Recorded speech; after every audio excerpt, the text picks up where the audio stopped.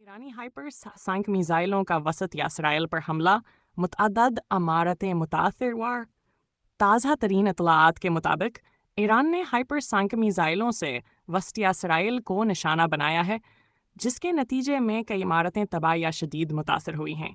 ये हमला नहायत तेज़ रफ्तार और जदीद मिसाइलों के ज़रिए किया गया, जिन्हें रोकना मौजूद हदफ़ाई इंजामों के लिए इंतहाई मुश्किल समझा जाता है।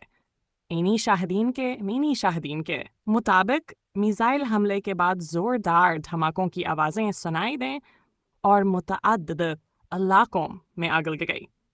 रेस्क्यू टीमें और फायर ब्रिगेड फौरी तौर पर मौका पर पहुंच गए हैं, जबकि ज़ख्मियों को अस्पतालों में मुंतकिल किया जा रहा है।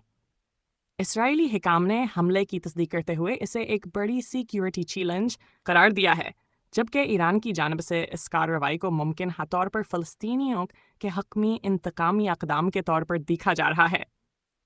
सूरत हाल कशीदा है और मज़ीद कार्रवाइयों का खदशा ज़ाहिर किया जा रहा है। आलमी सतह पर तशवीश की शकील हर दौड़ गई है और अक़वाम मुत्तहिदा ने तमाम अफ्रीकीन से तहम्मुल का मुज़ाहिरा करने की अपील की है। अगर